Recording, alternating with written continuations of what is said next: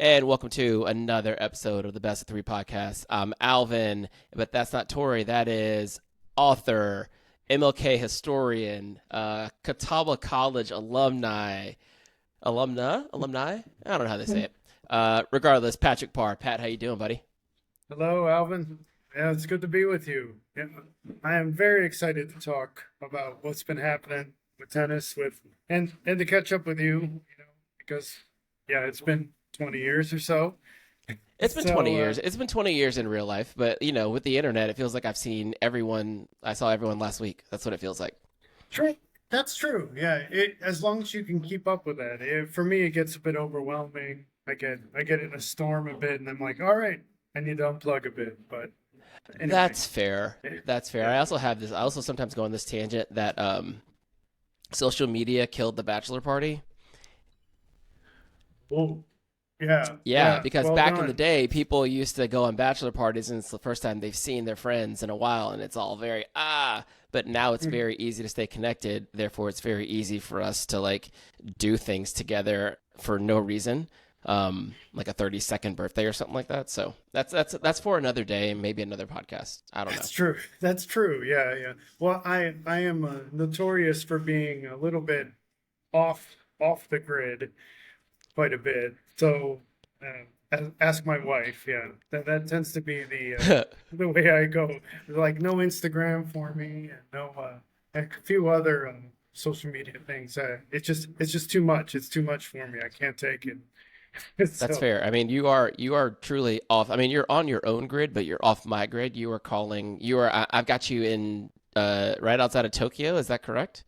that's right. That's right. Right outside. Yep. Been here about Yeah. 8 years. Yep. And I do go to the Japan Tennis Open here, or Kinoshita it's called, and uh, it's great because there's not a lot of people up around Right. that in the practice court. So like Alexei Papirin, I don't know if I'm saying his name right. I've been, but he was serving, and I caught this one photo of him right at the peak of his jump, and I Yeah. thought, I am like 10 feet away from this guy. And I had that the whole week. Just, it felt like it was so accessible. So, So you're. I mean, you're speaking my love language. I'm all about a practice session at a. I mean, any practice session, but especially at a tournament. And yeah. I also saw Alexei. I saw him play at Miami maybe last year, maybe the year before. Mhm. Did you get the feeling watching him that he seems relatively uninterested in whatever's going on? I get that feeling from him. Absolutely. Yeah. Okay. But it's weird because when he is given a challenge, like, when he was playing Djokovic a while back, Right, it, right, yeah. there was this heightened sense that, oh, okay, if I just give 110% this match and I win it, then I'm gonna get headlines across the world. But then when that interest dissipates, when it goes away, his level just seems to drop, and it's hit or miss with him, I feel. I But guess I that's love the the guy though. Yeah. yeah. I mean, that's the task of being a professional tennis player, right? It's not just winning big matches. It's also showing up like at a 250 or 500 and winning those matches too, because it's a job. The- It's the email of professional tennis. You just gotta, you know, yeah. every What week clock in. I gotta I gotta ask at the jump. I gotta ask this question to you because I've been thinking Yes, about it please. I ever. love questions. So, uh, semi in how when they had Medvedev and Zverev, and Yes. I was watching that pretty closely because I always like to watch Medvedev getting the Zverev's head eventually. It always happens. It's just like it's almost like clockwork. He's just waiting for Medvedev to stink in a way. And I but I was thinking about their careers. So, they're so parallel in a way, yet not. Yeah. And I was wondering if I was going to ask you, who do you think has had a more Hall of Fame career at this point? You think Medvedev or Zverev? That's a really good question, right? So we have a couple things happening here. Zverev has been bequeathed the title of best male player to have never won a Grand Slam, right? That is his new that's his new title at this point. Okay. whether or not I agree with that, I guess you can make that argument and make a strong one there. Okay. He's been number 2 in the world, a perennial top 5 player. He's been to a few Grand Slam finals, maybe 3. Has won none of them. Lots of semis, won some Masters, year and yeah. True. Medvedev won a Grand Slam. He also finaled 1, 2, 3, 4 others? Yeah. 3 or 4 others? Very Roddick-like. Very Roddick-like. Yeah. Oh, that's a good comp. That's a really good comp, actually. And so if you look at the best 3 years for either one of them, right? And I'm a big 3-year peak kind of guy. I would say that it's Medvedev, like, because winning a Grand Slam means a lot. And he reached number 1 in the world as well. So he's won a Grand Slam. He was number 1 for like 2 weeks. Those things matter. Yeah. And he's made as many finals, semis as Zverev right there. He's won a bunch of tournaments, and he did it all kind of later, I guess later in his career. He wasn't like, right out of the pack, one of the top guys. So I'm gonna give it Hall of Fame. I don't think you can get in the Hall of Fame without winning a Grand Slam. 1. Okay, that was my next question, because here we are. You have Djokovic, Nadal, Federer, and Alcaraz and Sinner just soaking up all the Grand Slams, and in my mind, we're in a new generation of players underneath those 5 plus Murray or Wawrinka. But I'm wondering, how do we evaluate them? Because the Hall of Fame is going to get very bare.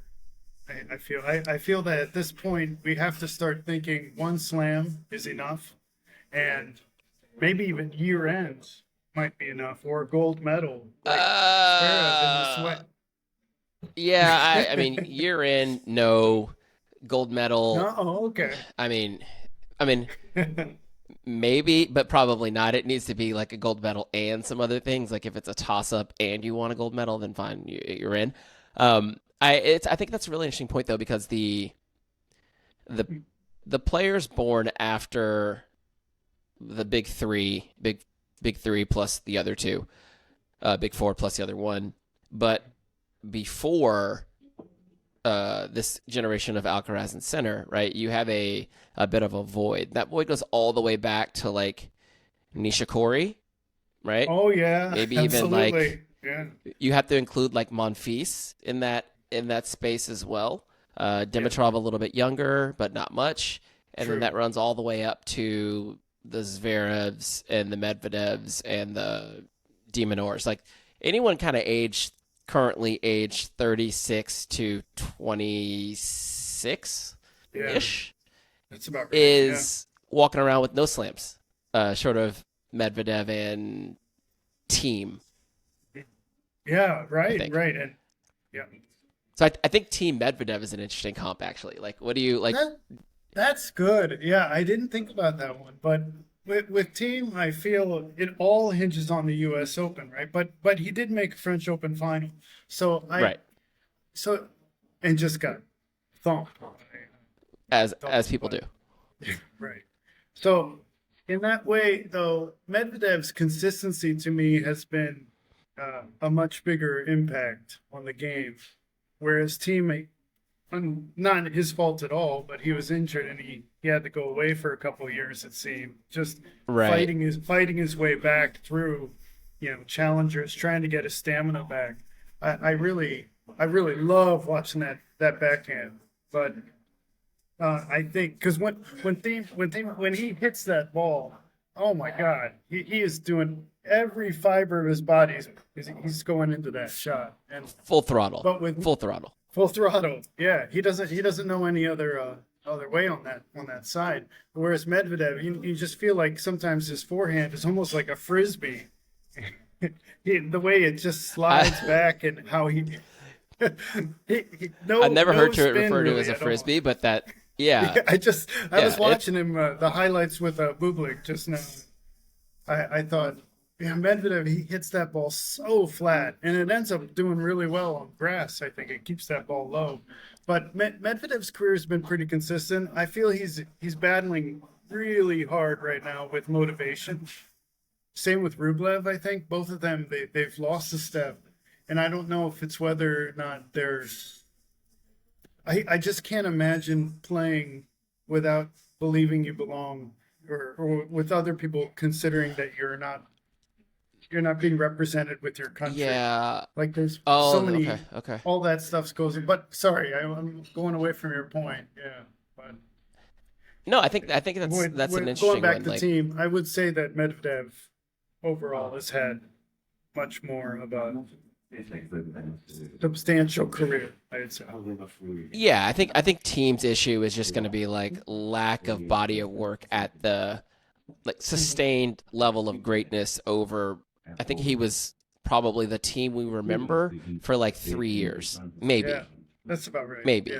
Yeah. And Medvedev, I think, finaled his first Grand Slam in like 2019, 2018. I can't remember which year it was. 2019 final with Nadal in Australian, yeah. Was the Australian one was that the first one, or was US Open first? I think it was with Nadal, but I wouldn't be sure. So I think he played Nadal in both of them. I remember in. Yeah. Right. But anyways, yeah. So you might be right. I think the U.S. Open's first. Yeah. Maybe U.S. Open, and then I think he might have finaled. I feel like he finaled Australia once, lost to Djokovic, and then finaled Australia again, lost to Nadal, won the U.S. Open in 2020. I think it was 2021. So I mean, yeah, but that was we're talking about 6-7 years now. That's and he's still there. Like he's still there. He's not one in the world. He's not 3 in the world. He's 10-ish right now, but he's still a tough out. Last time we spoke on our false start recording, we were talking about the new guys, the new 2 as they've been titled, Alcaraz and Sinner, and you started to tell me about how you think of tennis players as painters. So I've been waiting to hear you finish that thought, and now I want to hear it now. Okay, sure. Well, especially the 6 we've just kind of previously mentioned, not many or any of them, but I would say that to start with, Alcaraz right now to me is Van Gogh. He has this sort of style that Starry Night painting. I would say that Alcaraz is Van Gogh, and then I would go with Federer in the past as like a Monet, somebody who is and when he Sunset in Venice, that type of painting, his impressionism is sublime. I feel Federer, the way he managed himself, the class that he would always show the crowd at any moment. It's very Monet to me. And with Nadal, it's very strange. There's this painter named Caravaggio, and he has he's very famous for these up close, bulky type of paintings where there's bold colors and everything. So whenever Nadal does a vamos, like this, it's so Caravaggio. Like that part, I feel he's just so intense at all times. And the story that Agassi told in Roddick's podcast about Nadal in the locker room, right? I feel that Nadal is intense almost all the time. Probably with his family, he's all jokes, but on the court, it's there's no messing around. It's like Caravaggio.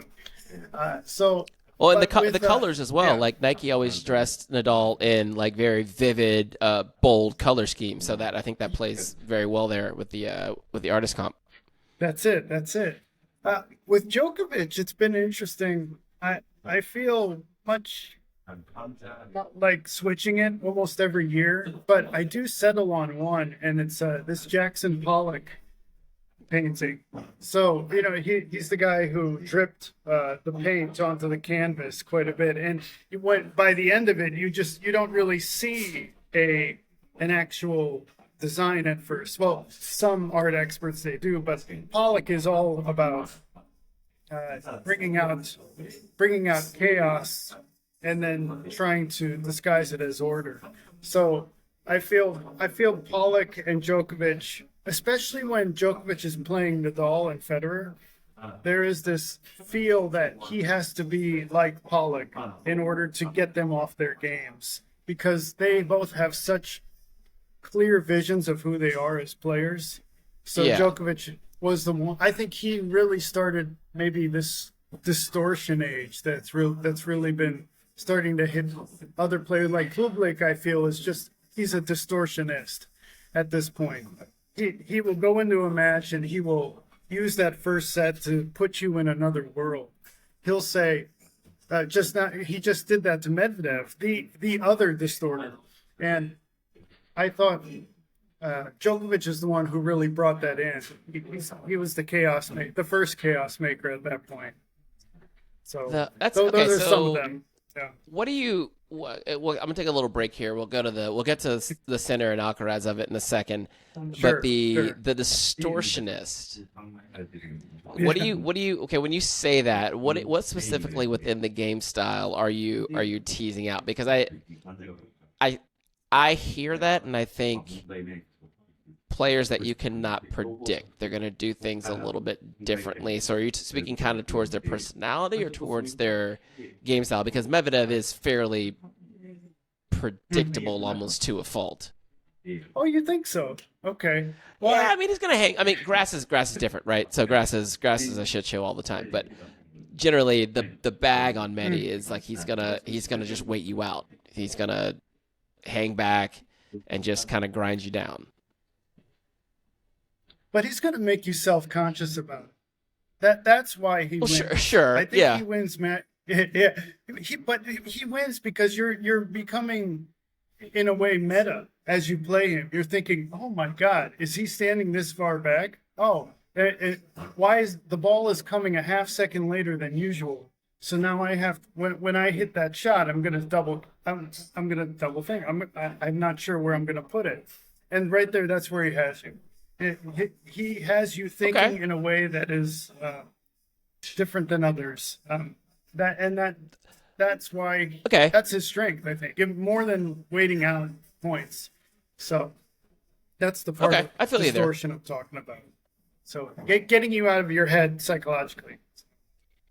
And that's Bublik to a T. So that one checks as well. Yeah, I think he does it, and this is the year, right?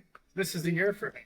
So this is the year for him. I think we were chatting about Bublik like maybe a month ago, and then he does his dance at French Open, and then takes out Sinner this week, and it's like maybe he's found the right balance of focus and chaos that he can manage, and then he becomes because he's big serve, big game, nice touch, good mover.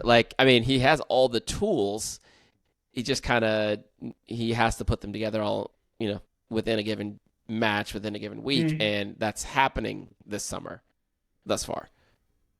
It is. I just watched him take care of Medvedev, and I had never seen him hit that forehand as hard as he is right now. I feel the grass really accompanies his game right now, and he said it in pressers too. I think his family is really starting to root him to an identity that he's comfortable with. So that's such an interesting.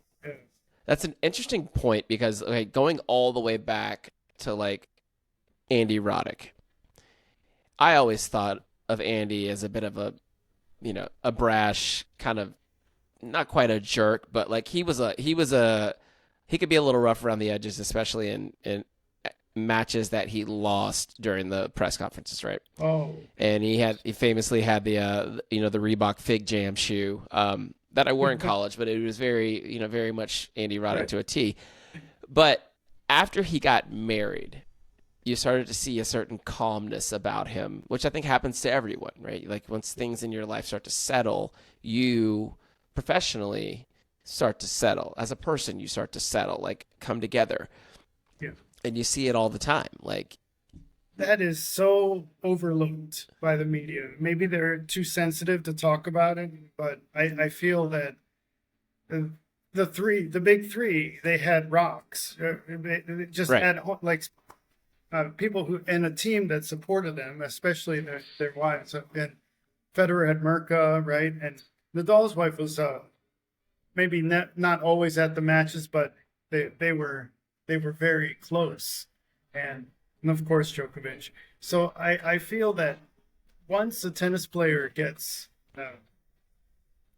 that community around them, that box. I often tell my wife that when a tennis player has this massive crowd around them, they're not really playing to the crowd. They're playing to their team a little bit more. Hmm. Okay. So I know we get this look and all that, and that's a nice performance, which by the way, I don't like. I don't like this. Oh, But you don't like it?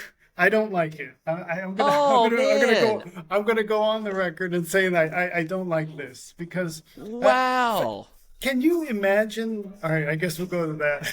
But I think that Federer, when Federer would win a point, he would let that point stand. He would let it just be the art that it was. Whereas calling us to cheer, I feel it. It's this expectation that I don't want as a fan. I'm like, I'm invested. Why are you telling me to do it more? So that for I me, mean, there are Alcaraz. instances in which, yeah, go ahead. No, go ahead. Continue. Well, Alcaraz, he has an ability to make it charming, I think, but other players when they do it, it looks a little bit desperate. Like Draper, just don't do anything, Draper. Just win the point, go back, and let's just keep rolling with it. I Be feel British. Just be British. maybe that's what I'm saying, but I said but it. You don't have to take the heat. I said it.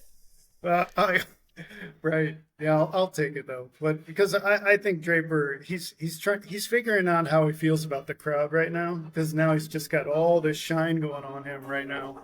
But Draper he's got some work to do on performance wise. But I think if he just does nothing, he will be loved. He just needs to keep it in within himself. But anyway, yeah. But going back to Alcaraz, he can make it charming, but I think other players, I actually don't mind what Sinner does it a little bit, but he doesn't do it too much. Whereas Medvedev, he flips it on its head. You know, if he feels like he's getting hated, he'll be like, yeah, how about how about now, guys? How do you like me now? And there's the challenge to the crowd that I don't mind, but yeah, it's the new generation. It's the way of Well, calling to okay. the How about crowd. okay? Maybe there's a nuanced difference that we're talking about here when it comes to crowd engagement. So Rafa would, do his big vamos and his big fist pumps, and the crowd would go crazy, right? Every once in a while, when Fed would hit a great shot, there's one famously where he hits it and he's like, hits the finger wag, and That's right. there's a few of those, or when he hit the tweener on Ash and right in front of Michael Jordan, and then goes nuts. There have been some, but I guess that is excitement, and then we join in on the excitement as opposed to this symbiotic call and response that we're getting. I don't hate it because I feel like, those who are not us think tennis is somewhat boring. So I feel like someone like an Alcaraz who brings you into the thing, Yeah. like you see it No, on his face. I think it's important. It's important to do, but as somebody who's been watching tennis for almost 30 some years, I think nonstop. I just can't believe that is happening now, but I see it as a way, as a gateway, or as opening a door to a new fan to say, now's the time. Come closer. Like this moment's also for you. I Oh understand. yeah. It's Now, cool. Alcaraz makes tennis cool, and I feel like this is an Alcaraz thing we're talking about because Yeah. he people who don't watch tennis, when they see him play tennis, they go, "That's different. That's exciting. What I want to know more about this." And then he gives them and it's like, That's "Yes, true. I do want to come into this house. Yeah. This is great. This is That's fun. it. This is fun." And he's like, "Yeah, come on. This is fun." Yeah, and with maybe let's go to Alcaraz and Sinner a bit, just to how. Let's do. Yeah, I know maybe you've already talked about it too much, but the French Open final. I can't talk When about I- it enough. When I still replay the 6-5 game in my head over and over and Yeah. over again, and I think we talked about it a little bit the last time, but it didn't get up. It was the that defense to offense point Yeah. that he did With the to squash me, forehand in the corner. with the stretch, and then turns it directly into a backhand cross court winner. Yeah. To me, I thought new era of tennis. Here we are, a new era. Like right there at that point for Van Gogh to defeat AI in that way. I think Sinner is the algorithm. so. Sinner is the algorithm, Alvin. He is. He is the guy who you watch him and you see almost nothing but calculation. It seems. I'm not trying. I don't want to turn him into too much of a droid on the court. On the court, I know. He just did a recording with Andrea Bocelli, right? I mean, he's got Yeah. emotion and pathos and all that stuff. But I think Sinner is truly AI. If I can't give him a painting yet, I just can't. I can't give him a painter because I feel he's far more worried about adapting his game.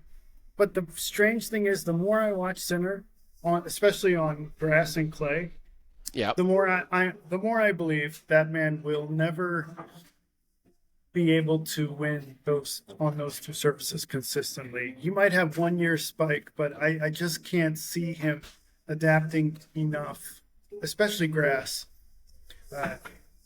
to challenge Alcaraz anytime soon.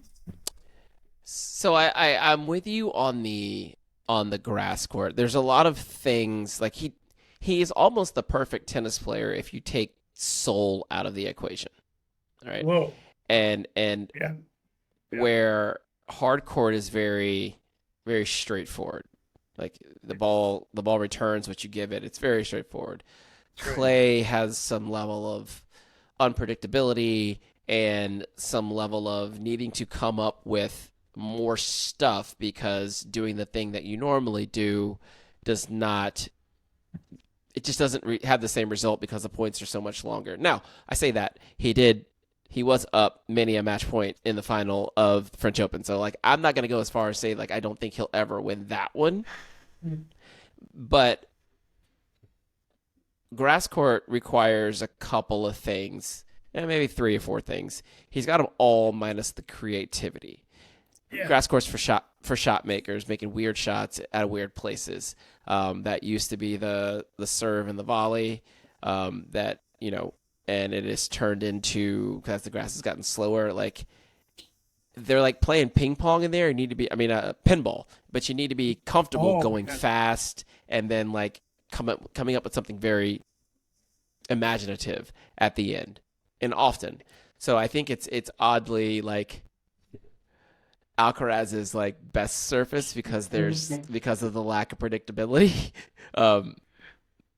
Well, yeah, I think it also it favors the 3 to 4 shots at the beginning, right? You got that serve and that Sure. the forehand to dictate, and then at that point, that's really where that pinball comes in. I think for Sinner, he loves to construct a point a bit more. He loves to make it go back and forth, maybe 6 or 7 shots, and then give the final blow.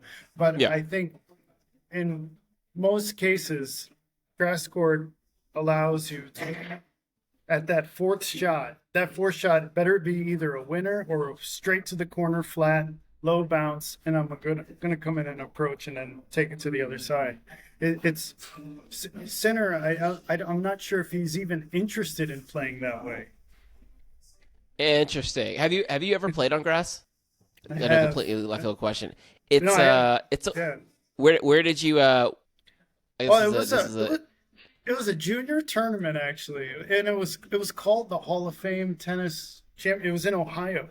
It was a I was in the 18 and unders, and I realized when I was on there that I was playing there that oh my God, if I hit this ball and flat without any topspin, it's gonna just shoot right real low below the knees of the player, right. and I just started to slice all the time. So whereas That we was the used to say beginning. at Catawba, I was the guy who, as Eric Knoll, hi Eric, if he's around, Oh, he he's listening. He's definitely you listening. think so? Oh, I So know. I know. yeah. So I would bring down that chop. So I would be the chop artist, I guess. But anyway, I don't think I've played enough on grass to really call myself an expert.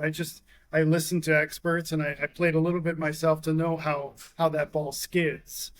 And, Yeah. But maybe you what about you? No. I played on grass one time for about an hour at the aptly named Tennis Hall of Fame in Rhode Okay, Island. yeah. I was up I there for an see. event.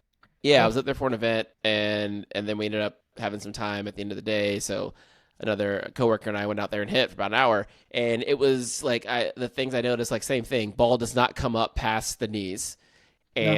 and my hips were on fire at the end because you're so low for so long. Yes. Yeah. Yeah. Yeah. So it really That, favors. I mean, they always say it favors athletes, right? Like you have to be an athlete, an athletic mover, to do well and be able to come up with those type of penetrating shots from a very low position with a ball that's not coming up. well, that's what made Federer so great, right? I mean, on that surface, his squash like skill that he had as a kid, right? I mean Right. that quick wrist, just the way to pick that ball up, that was perfect for him. But I think with Nadal though and Fed when they were at Wimbledon, I did you notice that at the beginning of Fed's career, the grass was a bit more permanent, but then it would wear down, and it almost felt like a clay court match by the time Nadal was starting to dominate on that surface. And I know that Wimbledon in the past was getting some slack for having just 1-2 shot rallies all the time, Yeah. and then Yeah. they started to change the grass, and Nadal's forehand suddenly became just as effective on a grass court almost as it was at Roland Garros. And Right. Yeah. that bothered me a bit. I felt like Nadal was playing on a grass court, but bringing his clay mentality. I don't know. Yeah. I mean, there were, I guess, two things happening at the same time, right? Like Nadal was getting better and better on grass each year, and then the grass itself was slowing down as well each year. So like they hit I guess not a crescendo, but once those two worlds met, like now you start getting those a rivalry that traveled, if you will, that could happen, like truly happen on different surfaces, which I don't know, net positive for the sport. I miss specialists. But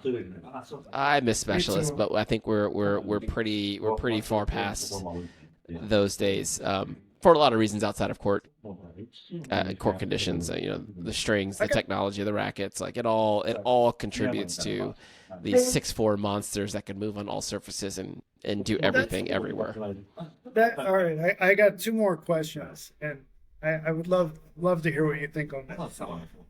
I was watching Bublik play Medvedev, and 6'5" player playing a 6'6" player.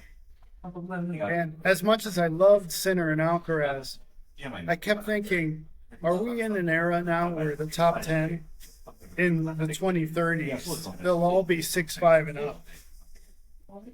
I'm a little worried I mean, about that. we're pretty close. We're pretty close, right? Like, I mean, I don't know what the number is, specific number is, but I would imagine most players in the top 10 are over 6'2". Like, Alcaraz is kind of short. Yeah, I think he's yeah. 6 foot, Well, that- 1. Like, But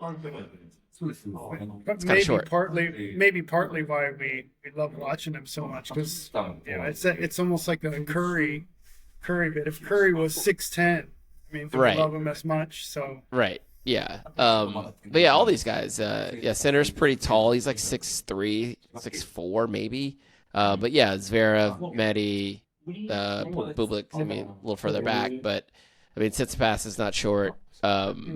Jack is tall. Like, yeah, it's just if one can move laterally to the corners of a fixed size court, then I would rather take 2 steps than 3. You know, we're hitting the point now where these guys are moving so well, and the technology is allowing them to do things that short guys can't.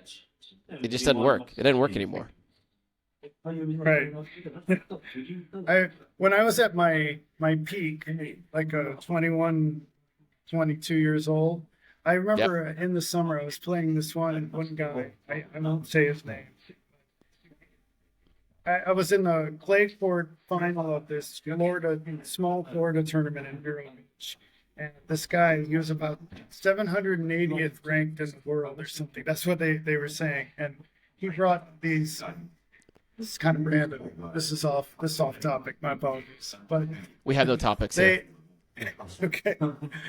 So I'm playing the guy, and my dad was watching at the time, and I was crushing that ball as hard as I possibly could because I knew who this guy was, and I thought, the only way I'm gonna have any chance of getting some games off this guy is if I just do as much as I possibly can on every shot.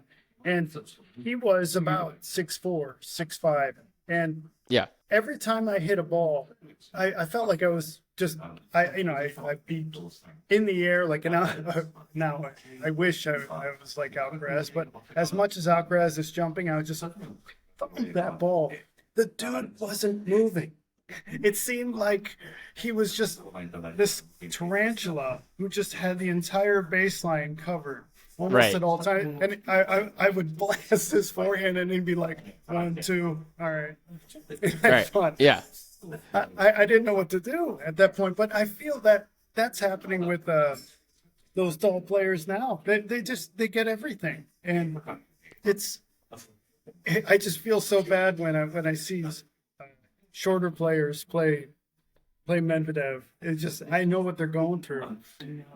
I feel From personal on a very experience. much lower level. Yeah, on a much lower level, but personal experience in me. So. Yeah, no, it makes the the geometry of our sport, where everything, the court is very long.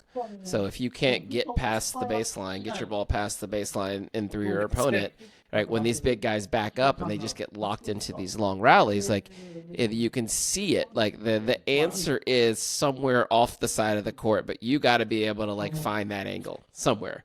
And that's what Alcaraz does. Like he'll use the drop shot. He'll push them back. He'll come in and find the angle. Like he is a highlight reel waiting to happen, but he's also a tactician exploring all planes of the tennis court at all times.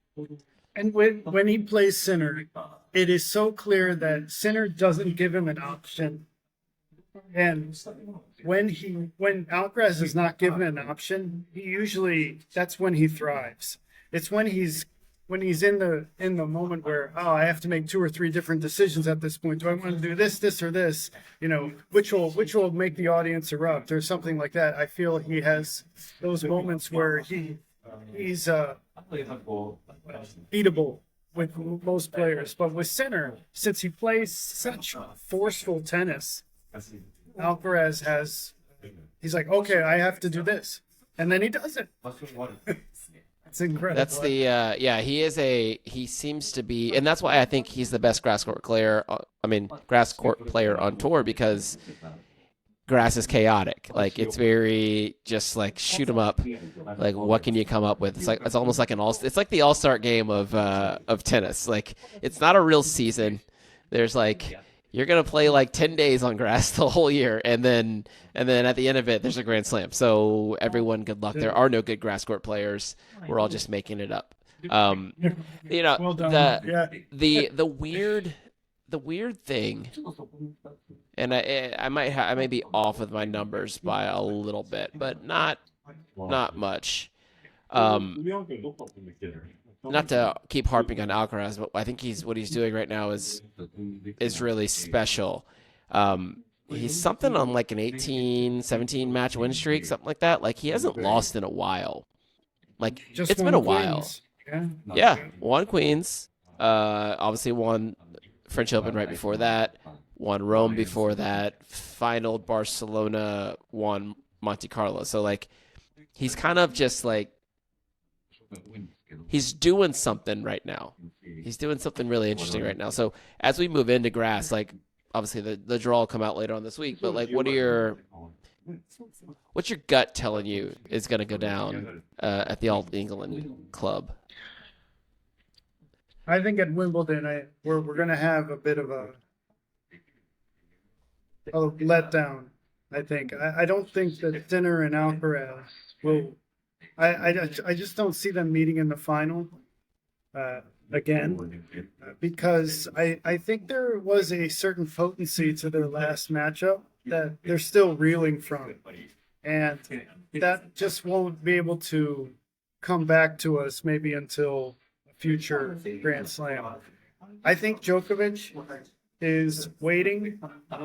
He's repairing whatever injuries he's got, and I just see him taking it this time. And I don't know how popular that take is, but I think you've said on previous podcasts that you think Djokovic is going to, when you were talking to Tori, that he's going to retire after Wimbledon. And I think if he wins, that's a certainty. I would love to see it. I would love to see. Well, I mean, love to see it in that. Like, I'd like to be right, but it would be so poetic. Like, it would be so poetic. The man with no home. He's won the most Australian Opens of anyone. He's won a few Frenches. He's won a few U.S. Opens. He is, I think, tied for the most Wimbledons ever, maybe with Fed, right up there. So, but he's not. Fed belongs to Wimbledon. Novak doesn't necessarily. And the same thing with the Australian Open. Like he's won the most there, but they also deported him at one point. So he is a man with no home. But it's interesting. Like I just feel like he's right there. Like he's right there. He's the third best tennis player in the world, probably.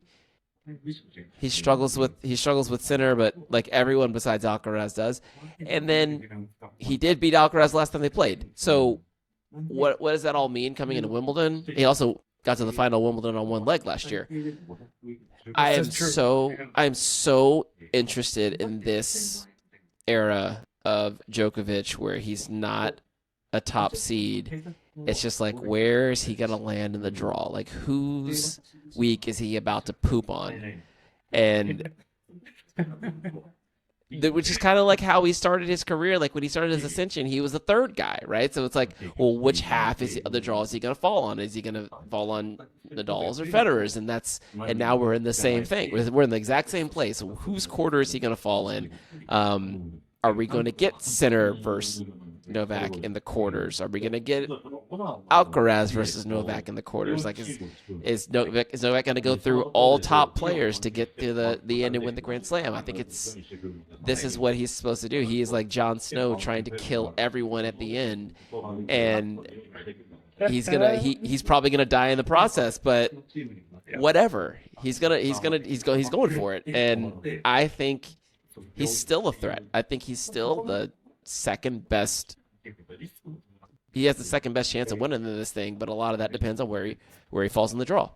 Well, Wimbledon's it for him. I mean, I don't think he can endure 5-set marathons like in the U.S. Open, when the heat is insane. Whereas Right. with Wimbledon, it favors old people. Yes. I Yeah. I always remember Jonas Bjorkman made the Yeah. semifinals of Wimbledon, and if he can make the semis, Djokovic can make the semis. It's just he has to keep those matches low impact, and then when he plays Alcaraz, I really hope the crowd goes strongly for Alcaraz so that Djokovic can. I'm going to give you some nightmares, but I always remember in 2011 when Federer was up 40-15, 5-3 in the fifth, and and Djokovic starts nodding. He's like, "Oh, I see you guys want. I see who you want. I see," and then he just blasts that winner, and I think Djokovic is at his chaotic best if he's got a sense that the crowd doesn't really want him, but. That would make for that bit of theater would make for an interesting match. Let's say if he played like Draper in the quarters. Oh yeah. Oh, yes. Oh, right. Oh, I hope that right? happens. That would be fantastic. Yes. Yeah. If he Yeah, plays that would be Draper good. and then everyone's like, "No, it's got to be Draper. It's got to be Draper. Don't mess with his rise." And then Djokovic was like, "No, this is where, like you said, the boop comes in." And I keep saying this. I keep saying this to people. It's like Djokovic is the like on grass. He is like the old guy playing pickup that's just gonna go back to the basket like on these young dudes. Like he can't do that on hard court because they can all run around and hit the ball, right? But grass is that one surface that it's a nice combination of you don't get a lot of time on it, right? Like you'll play one warm up event. You might play two, but if you're playing two, you didn't do well in the first one, right? And he's played on it for so long, like he doesn't even play warm up events anymore. He'll screw around at the Boodles event and then rock up, hit for a week at the Old Lincoln Club, and he's ready to go. And he can do things to these players on grass that really shuts down their ability to make him run. He literally finaled this tournament on one leg last year. So I feel like this is the one where he can like kind of hook and ladder his way through the draw and then get to the middle of the second week, and then we're looking at him playing against one of those top four seeds potentially. Like imagine Taylor Fritz against Novak in the quarters, like because that could happen.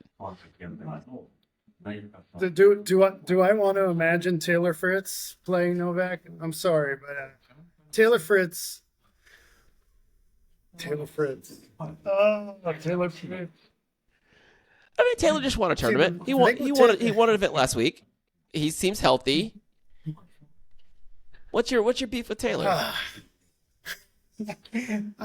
I don't want it to be beef, but every time he plays this big high stakes match, after it, I always watch the post match interviews, and I want him to process the match with a little bit more detail, but he always says, "Oh, I just didn't serve well. I didn't serve. And he always thinks it's on his racket just to serve. Like, oh, I didn't serve well. I mean, the game is so much more complex, and I know you know that, and we know that. Just play it out. Like, let us know that you are thinking about the combinations that Djokovic is throwing at you, and that you're not responding to. I feel Fritz doesn't show the work he puts in the interviews after the match. But I'm frustrated by his game. I've always been frustrated. He's a little. I know he's owning Zverev at this point, but I feel he and Zverev, they have the same orbit of mentality, where they just when they hit that shot, it's not close enough to the baseline or the sideline. They need to take a little bit more risk and be a little bit more unpredictable. They need more distortion. Is what they need. They need more distortion. Let's how about this? Let's take a break, and then we'll come back and wrap up. I've got a few more things I want to talk to you about, but this is where I plug in ads, like if they actually exist. We are back. I'm still Alan. That's still Pat. So before the break, we were chopping it up, and we were talking about. I forget what we were talking about. We were talking about Taylor Fritz. Right. We were talking about Taylor. Yes. And Taylor, Taylor being the American version of Sasha Zverev. There's the things that we talk about. We talk about it like it's very simple. Like, hey, you should try to get the ball to go off the side of the court as opposed to through the baseline all the time, and be a little more cerebral about why you're losing tennis matches to some of the greatest tennis players of all time. So I fully, am aware that tennis is hard. These guys are these are the best players in the world, right? So it is the things that we're talking about as being fairly obvious are very hard to actually execute. With that being said, Tigers don't change their stripes. I think that's kind of this is why the ones that are special because it's so hard to just be good, and a lot of players are good, and to be great you have to be special. That's what I see.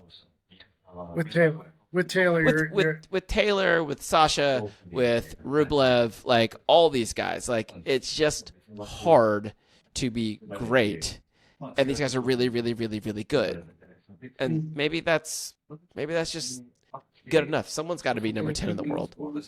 That's true. I think with someone like Tommy Paul, I love watching Tommy Paul play, and I feel that his game is unique enough that when he doesn't play someone for quite some time, and then he goes up against that first set is usually his.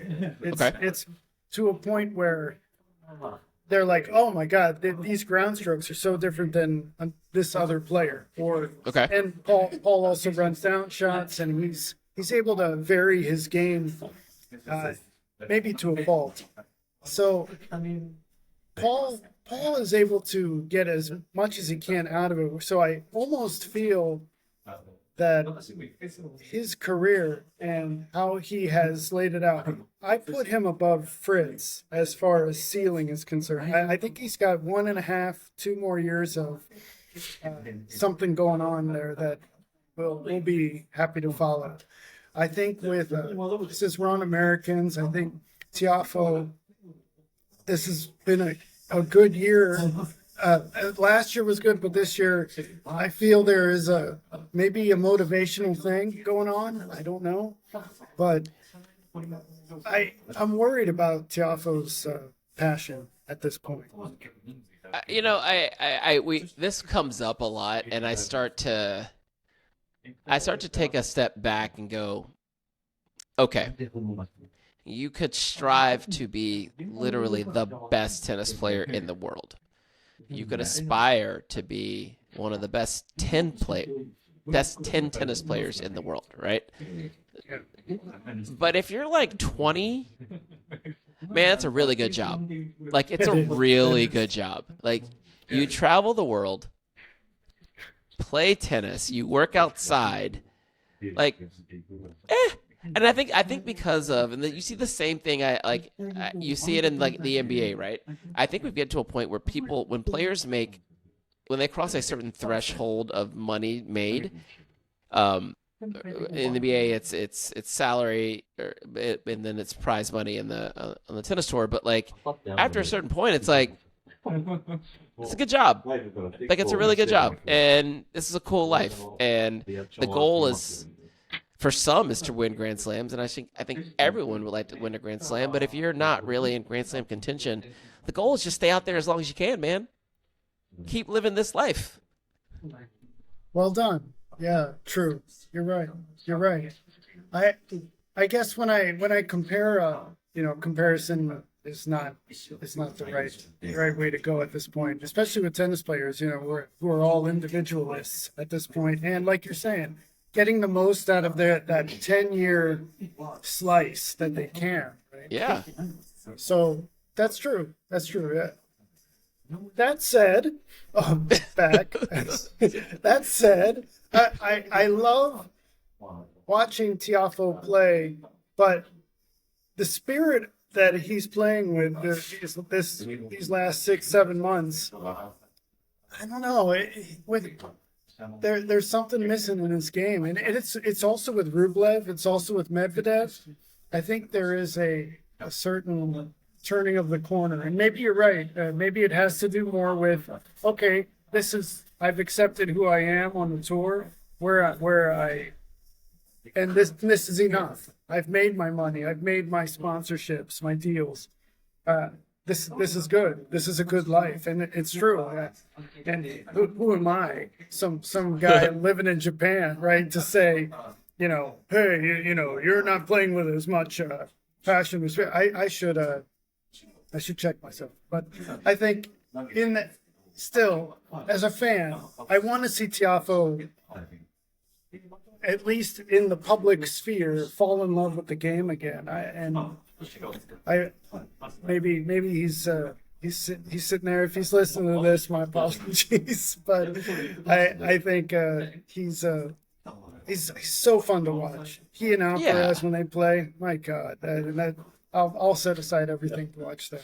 Yeah, they make good tennis. Like they just make good tennis, and there are certain. I mean, Alcaraz plus a lot of people make good tennis, but those two, the court coverage, the shot making, the crowd engagement, like it is what you look for. But with him, and I'll even go back to Rublev.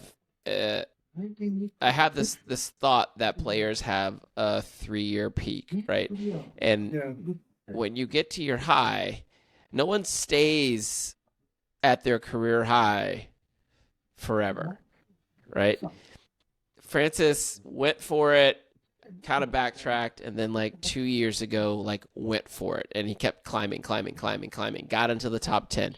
I think he got into the top 10 before Taylor did. I can't remember, but those guys were all kind of popping in and out of the top 10. Yeah. But he got there, and then he hit the wall of maybe top 8 and couldn't go any further.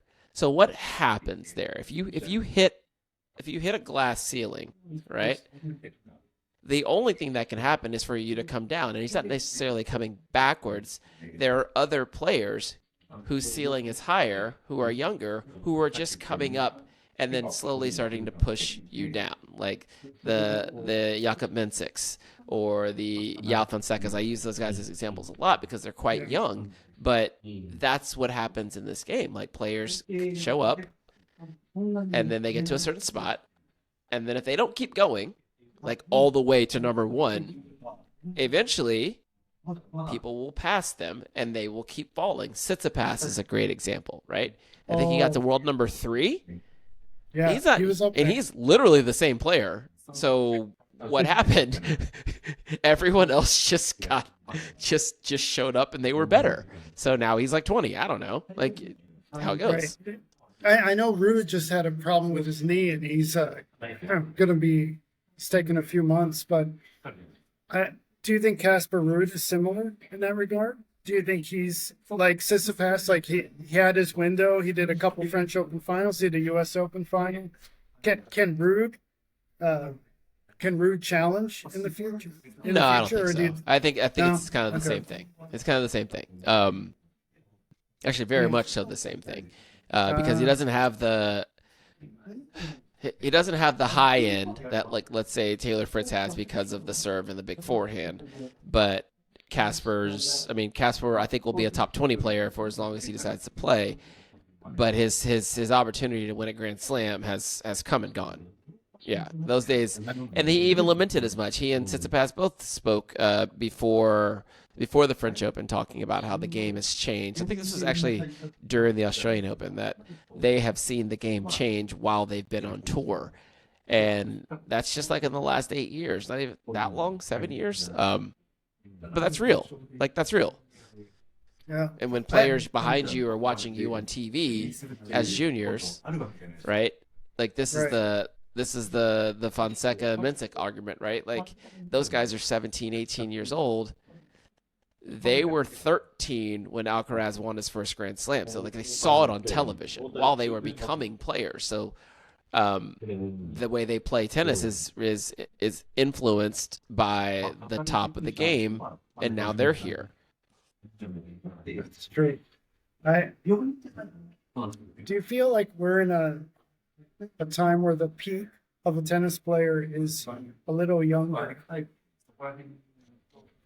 It used to be 20. In my mind, I thought 28 was always like 23 to 28 used to be when it seemed like that was the window for player. But it feels like the success of all players tends to be a little bit early. And I think you're looking at.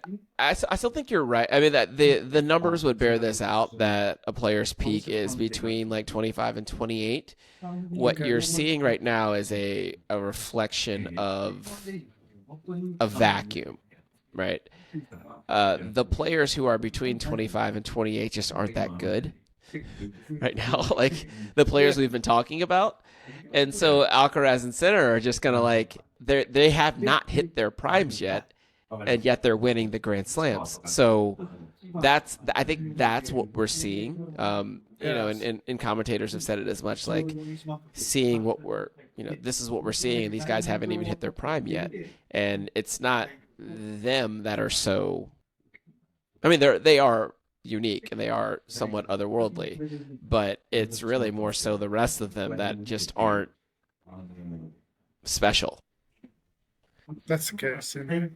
They're not special. Every time indeed. But I think with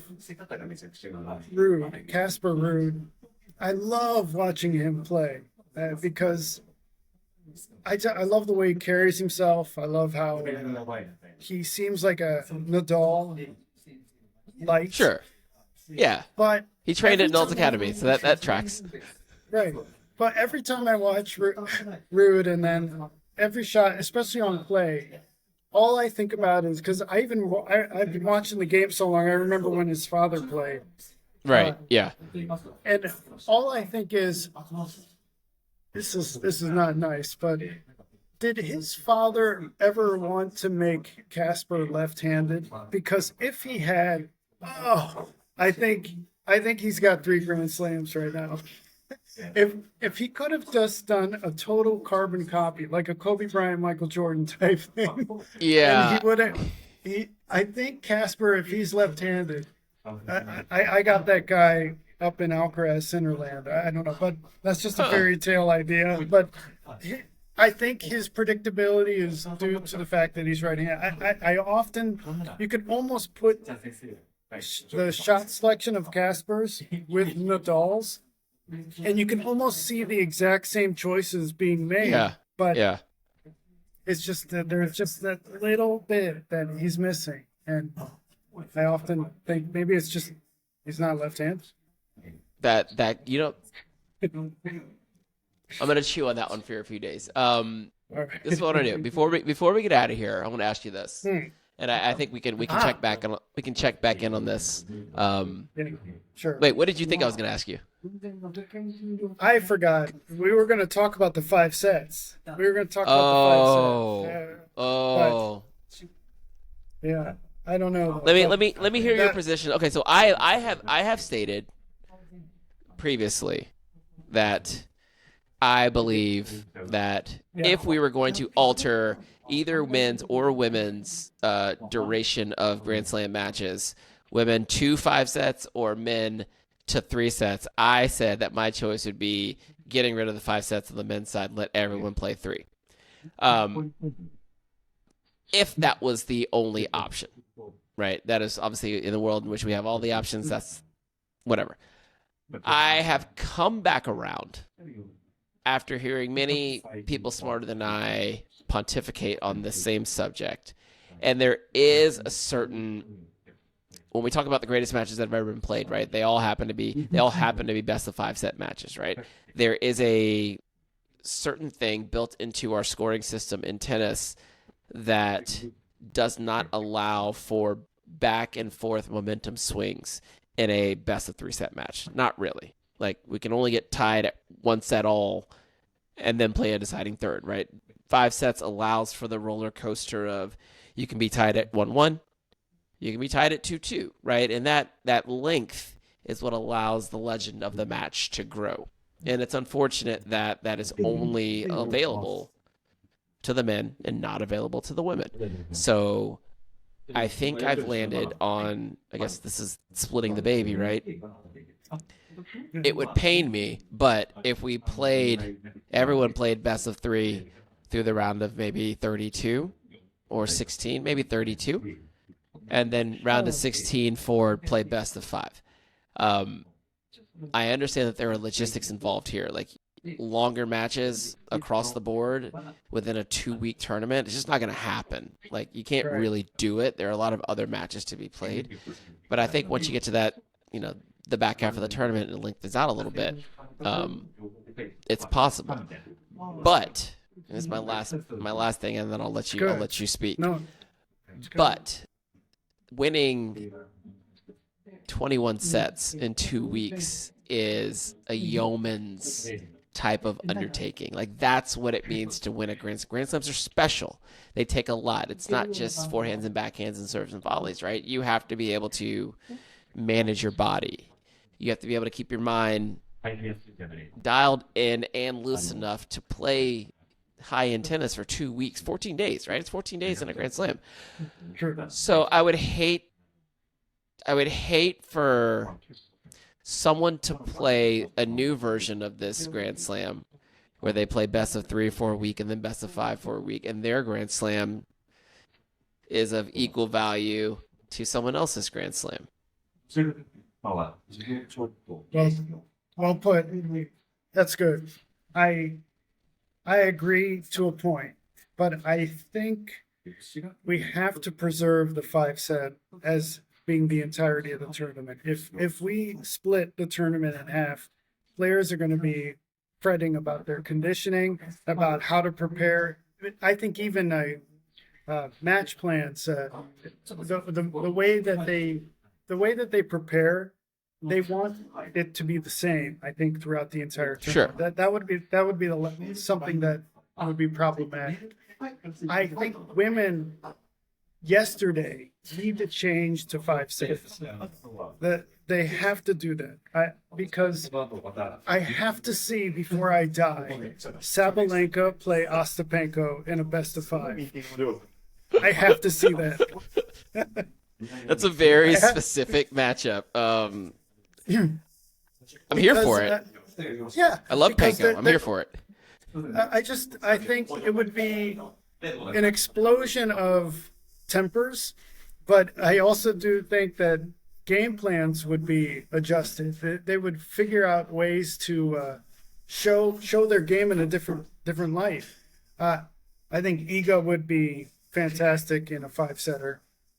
Coco would, of course. This would benefit her of all people, I think, the most, because I agree. I think she would be an amazing best of 5-set player. Right, amazing. Yeah, and how I understand about the argument about prize money and placement on courts and the night matches and all that happened during the French Open. Let's just make it 5 sets, and then let's bring that financial argument back on. But yeah, the 5-set thing has to happen. Yeah, it has to be 5, and it's a mountain. The Grand Slams have to be outsized. They have to be the peaks that we all aspire to. Yeah, yeah. So, I'm with you. I think that I would actually. Yeah, I don't want any changes to the men's format at all. I don't want that. So if we were going to change one, I'm now starting to come over to the side of with the position you just stated. I would love to see the women play best of 5. Like, I would love to see it. I think it would change the way we look at not only women's tennis, but the individual players. Like, because I think it would. There's a sameness about the women's tour because the format never changes. Like, inherently, the first round of the U.S. Open is no different than the first round of Cincinnati. Like, it's the same. There's just more people in the stands. We're not letting the women show their entire game by having it best of 3 because, again, a comparison is problematic, I know, but in the men's game, we just watched a 5.5 hour classic men's tennis match between Sinner and Alcaraz. You watch that whole thing in its entirety, which I did. You just begin to live with their mindset as they're going from game to game. Yeah. And in those 5 hours, I feel like, oh, I know Sinner a bit more, not only as a player, but I even just in some small 1% way as a person, I see his thought process a bit more. Alcaraz too. In my mind, Alcaraz needed the fans as much as the fans needed him. Like that synchronicity that was going on, I felt, wow. I mean, that's only achievable in a 5-set format. Whereas on the women's side, 1 hour, 3 minutes. Whoa, what just happened? Right. Like that first set went by in about 23 minutes. And where are we? Who's this person? This. They remain a little bit too protected in this way. I think women need to be given a few more hours on the court, and we'll start to understand each player in their own way a bit more. I love that. Let's leave it there. We're gonna put a pin in it. Pat, thank you so much for coming on. I'm gonna check back in with you. I feel like we have some more onions to peel here, as we especially as we matriculate through the rest of the Grand Slam season. But yep, I'll say as we normally do, best of 3. We are out. Thanks, Alvin.